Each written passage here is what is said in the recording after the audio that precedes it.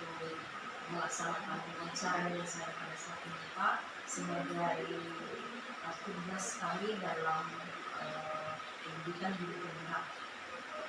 Jadi Pak, dalam wawancara kali ini saya mau menanyakan beberapa hal kepada Bapak terkait pengalaman Bapak sebagai kepala sekolah selama ini dalam mengambil keputusan-keputusan dalam beberapa kasus. Jadi selama ini bagaimana Bapak mengidentifikasi kasus-kasus yang Bapak hadapi? Apakah kasus-kasus tersebut termasuk dilema etika atau rujukan moral? Baik, terima kasih Bu Yuli. Tentu kami akan menyampaikan sebuah pengalaman kami bagaimana mengidentifikasi kasus-kasus yang dilema etika, bahwa kita dalam melaksanakan pertemuan-pertemuan dengan seluruh Bapak Ibu guru, itu biasanya Bapak Ibu guru menyampaikan beberapa kasus masalah yang dihadapi, dan dalam pertemuan itu memang kita mengalami dilema ketika dalam artian pengambilan keputusan sedikit mempertimbangkan banyak hal. Kami merasakan bahwa kadang kasus-kasus yang disampaikan itu sulit mengambil keputusan.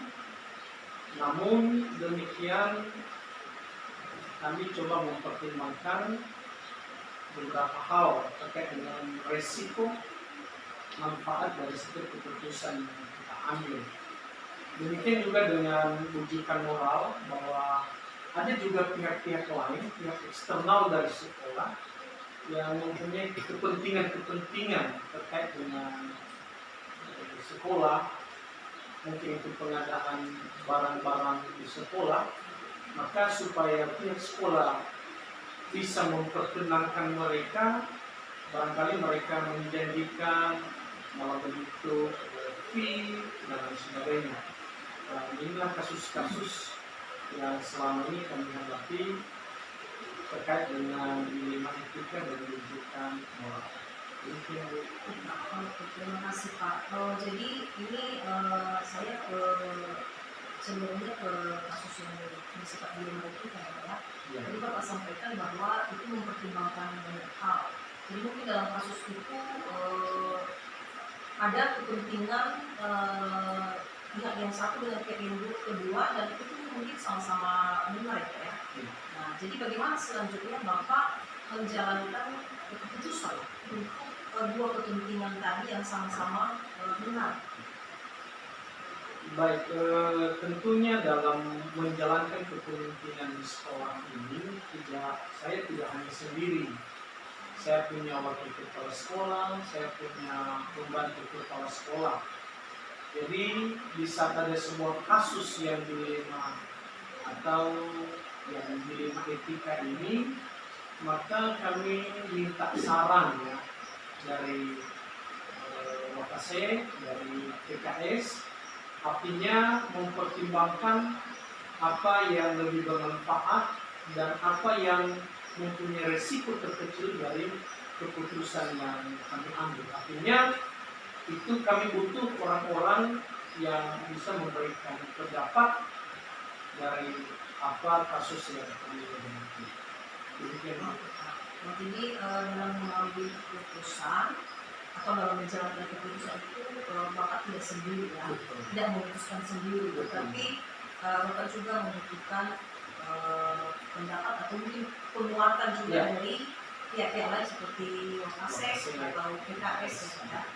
Jadi dalam menjalankan keputusan itu apa langkah-langkah atau prosedur seperti apa yang biasa Bapak lakukan? Ya, pertama Bu, bahwa secara pribadi dulu saya coba melihat apa resiko jika salah satu dari dua alternatif keputusan itu secara pribadi. Tentu saya mempertimbangkan banyak hal memang.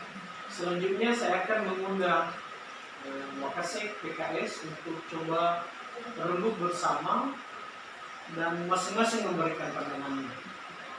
Dari hasil pendapat yang diberikan oleh Wakasek dan para pembantu kepala sekolah itu, maka saya ambil kesimpulan akhir sebagai keputusan dari sebuah masalah atau kasus yang sedang dihadapi. Dalam mengambil keputusan itu maka melihat sikap Iya. mungkin untuk bersama dengan Iya. perangkat sekolah ya. Nah, jadi selama ini dalam beberapa kasus-kasus yang bersifat dilema etika, hal-hal apa saja yang Bapak anggap efektif dalam mengambil keputusan untuk kasus-kasus yang bersifat dilema etika? Keputusan bersama. Artinya ketika keputusan itu kita ambil atas dasar kesepakatan bersama, maka seluruh personil yang ada dalam sekolah itu juga akan bertanggung jawab dalam menjalankannya. Jadi memang masalah musyawarah untuk mufakat ini dan pengambilan sebuah keputusan itu sangat penting. Itulah hal yang paling efektif dalam pengambilan sebuah keputusan. Oke Pak, jadi hal yang efektif tadi Bapak sampaikan itu bersama-sama Iya. keputusan dan bertanggung jawab bersama-sama juga atas keputusan itu. Betul. Nah, jadi selama pengalaman Bapak dalam mengambil keputusan yang seperti ini, kira-kira ada tidak tantangan yang Bapak hadapi? Kalau ada, apa contoh tantangannya? Mungkin bisa Bapak jelaskan? Iya. Betul Bu, bahwa dalam mengambil sebuah keputusan ada tantangan. Tantangannya juga itu dari antara internal saja, bahwa ada dua keputusan, ada dua pilihan keputusan yang boleh dilaksanakan, maka di dalam sekolah itu juga ada dua kelompok yang menginginkan keputusan yang berbeda. Sudah pasti ketika keputusan yang kita ambil, maka ada kelompok B yang merasa, aduh, maunya tadi begini gitu ya. Mengkontra ya. Ya, jadi maka untuk hal-hal tersebut kami harus memberikan pemahaman kepada kelompok yang tadi menginginkan keputusan B contohnya. Kami harus memberikan pemahaman kepada mereka bahwa ini loh resikonya kalau keputusan ini yang dilaksanakan. Maka kalau yang ini kita laksanakan, maka ini keuntungan dan manfaat dari sekolah. Artinya itulah tantangannya. Terjadi memang perbedaan pendapat, tetapi ketika kita memberikan pemahaman, yang hal ini bisa diterima oleh semua warga sekolah. Oke Pak, jadi tantangannya dari internal sendiri ya, ada pihak-pihak yang pro dan kontra dengan keputusan itu. Nah, pertanyaan selanjutnya Pak, dalam menyelesaikan sebuah kasus yang bersifat dilema etika itu, kira-kira Bapak punya kata nama atau jadwal tertentu? Misalnya semua kasus terjadi dan pada saat itu juga penyelesaiannya atau membutuhkan waktu? Ya, bahwa kasus yang dihadapi ini memang ada dua versi. Ada kasus yang memang membutuhkan penyelesaian dalam waktu cepat. Ada. Dan ada juga kasus yang boleh diselesaikan secara terjadwal. Makanya di sekolah kita ini memang ada ruang diskusi atau rapat dewan guru itu yang rutin kita laksanakan sekali dalam 1 bulan. Dan itu kasus-kasus yang dilema etika itu ada yang memang kita selesaikan secara tercepat. Tetapi pada kasus-kasus tertentu memang itu juga kadang-kadang membutuhkan keputusan dalam waktu itu juga. Jadi memang ada dua. Berarti ada dua versi penyelesaian ya. Ada kasus yang memang harus pada saat itu juga harus ada keputusan. Dan ada juga yang kasus-kasus yang mungkin terjadwal penyelesaian. Betul. Oke Pak, berikutnya dalam mengambil sebuah keputusan atau dalam menghadapi beberapa kasus yang bersifat dilema itu Pak ya, mungkin ada seseorang atau ya apalah faktor-faktor yang selama ini mungkin mempermudah atau membantu Bapak dalam mengambil keputusan untuk sebuah kasus.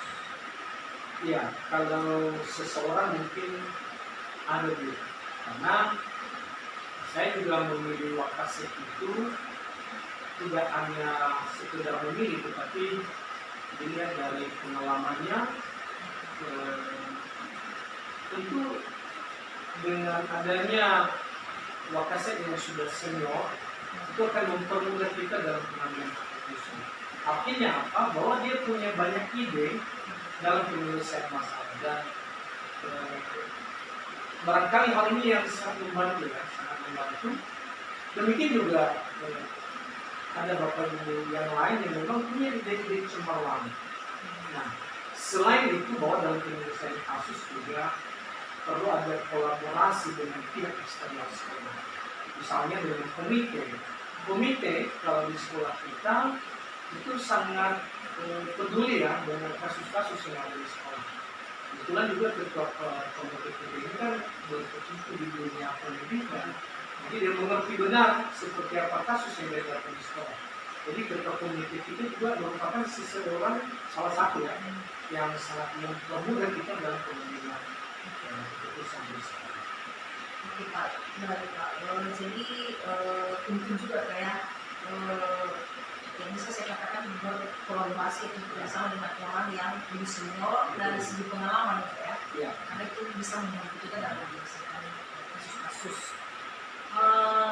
Kemudian Pak, ini pertanyaan terakhir dari semua hal yang sudah Bapak sampaikan, kira-kira adakah pembelajaran yang bisa kita ambil ya dari pengalaman Bapak selama ini sebagai kepala sekolah dalam menghadapi kasus di luar itu? Baik, pengalaman saya sebagai kepala sekolah dalam pengambilan keputusan, bahwa dalam pengambilan keputusan tidak boleh terlalu terburu-buru. Artinya kita butuh waktu untuk harus mempertimbangkan. Itu yang pertama.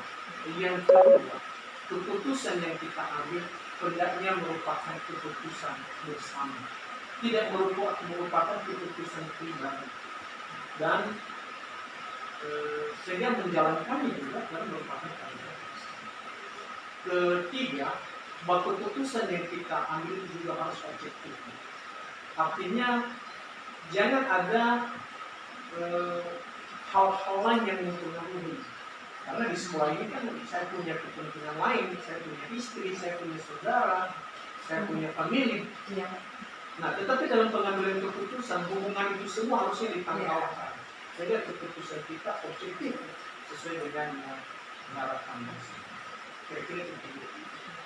Oke Pak, jadi terima kasih atas waktu Pak. Dan dari perbincangan kita ini ada banyak hal juga yang bisa saya ambil, yang bisa saya jadikan sebagai pembelajaran dan pengalaman Pak sebagai kepala sekolah sekarang. Terima kasih Pak atas waktunya, selamat siang. Sama-sama.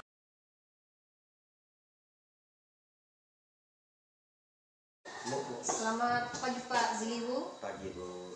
Baik Pak, terima kasih Bapak sudah meluangkan waktu untuk melaksanakan wawancara bersama dengan saya hari ini. Ini dalam kegiatan pembelajaran kami calon guru kontra angkatan 8. Nah, jadi Pak, di CGP ini kami sudah sampai di modul 3.1 tentang pengambilan keputusan berdasarkan nilai-nilai kebajikan sebagai seorang pemimpin. Jadi saya mau menanyakan beberapa hal kepada Bapak tentang pengalaman Bapak selama ini sebagai seorang pemimpin atau sebagai seorang kepala sekolah.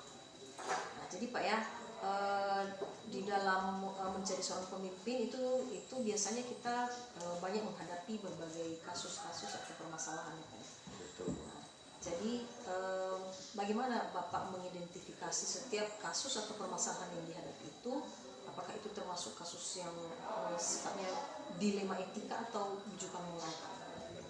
Ibu, sejauh ini dulu di sekolah kita itu memang sudah kita mengalami kasus-kasus, baik itu kasusnya yang dilema dan juga moral yang selalu dilakukan oleh siswa. Jadi setiap masalah itu perlu kita mengidentifikasi masalahnya. Kita mengenal dulu benar atau salah, baru kita setelah mengetahuinya salah, baru kita mengambil keputusan langkah-langkah yang harus kita lakukan supaya masalah itu bisa terselesaikan. Oke Pak. Nah, jadi saya lebih ke kasus yang bersifat dilema etika ini Pak ya. Jadi biasanya itu dalam mengambil sebuah keputusan itu mungkin ada beberapa keputusan-keputusan itu bisa semuanya benar ya. Di sisi lain, bagaimana Bapak menjalankan keputusan jika ada dua kepentingan yang sama-sama benar pada sebuah kasus?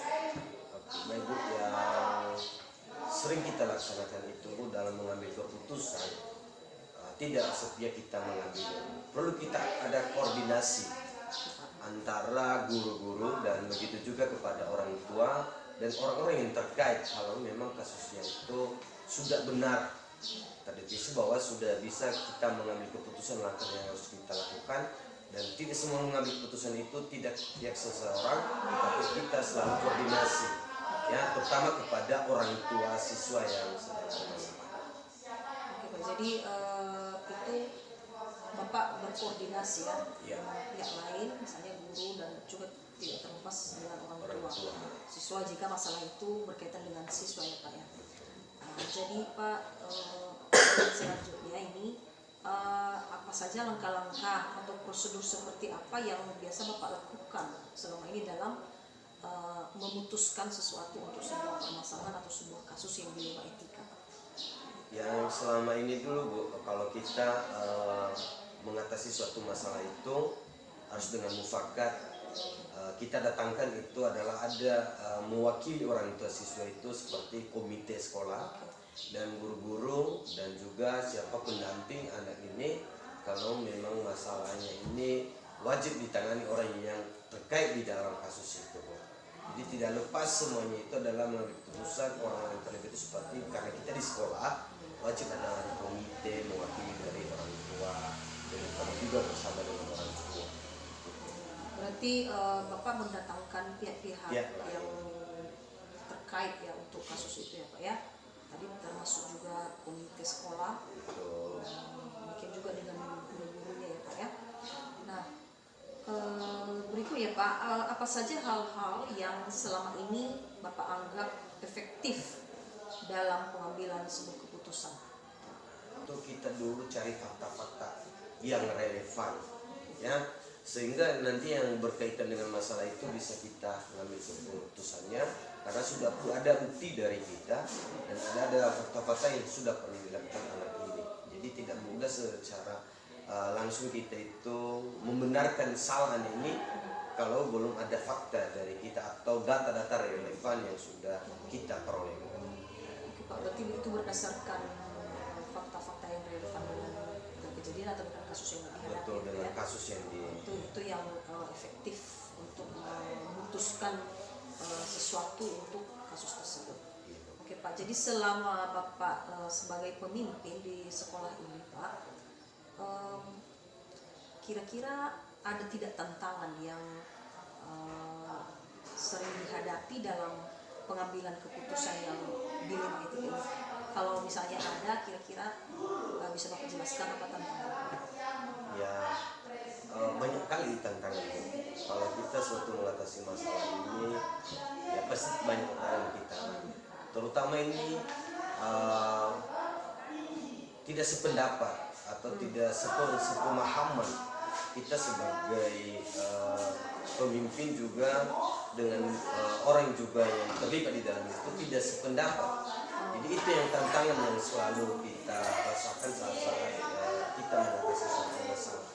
Jadi ada perbedaan pendapat antara yang satu dengan yang lain. Itu tantangan yang sudah kita rasakan. Jadi itu yang paling sering itu ya Pak ya, karena ada perbedaan pendapat, mungkin juga ada perbedaan pemahaman antara sekolah dengan guru misalnya Pak ya. Itu yang menjadi tantangan terbesarnya. Oke Pak. Selanjutnya Pak, kalau misalnya Bapak menghadapi sebuah kasus yang dilema etika, apakah Bapak punya tata kala atau jadwal tertentu dalam menyelesaikannya? Apakah maksud saya gini Pak ya, misalnya kasus ini terjadi hari ini, apakah penyelesaiannya, keputusan yang diambil harus hari ini juga atau bisa beberapa hari kemudian?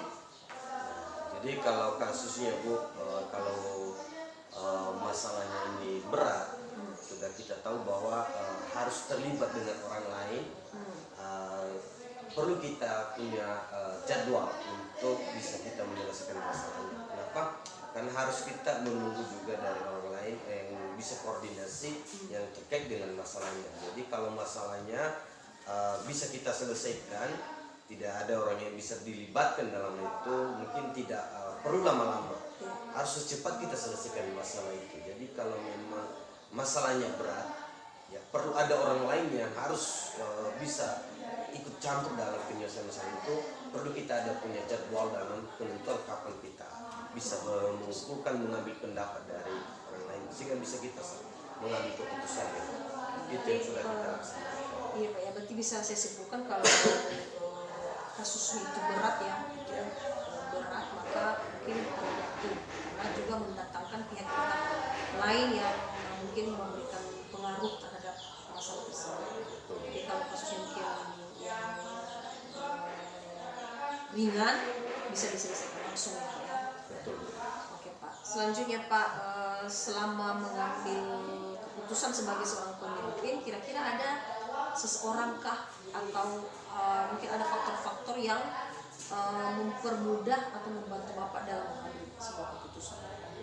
Ya, faktor yang dalam mengambil keputusan ini Bu, memang banyak juga yang sudah kita dapat dengan ada kerjasama antara Bapak Ibu guru dan juga orang yang terkait dalam di sini adalah komite, sehingga bisa nanti masalah ini bisa selesai tanpa masalah berkelanjutan. Jadi menurut saya yang selama ini ya sangat-sangat apa yang kami rasakan di sekolah itu bisa berjalan dengan baik karena ada kerjasama antara pengurus-pengurus di sekolah kita itu. Oke Pak, berarti seseorang mungkin tidak, tapi pihak-pihak lain, guru, kemudian komite juga, itu yang juga orang tuanya juga orang tua menerima. dan siswa juga ya.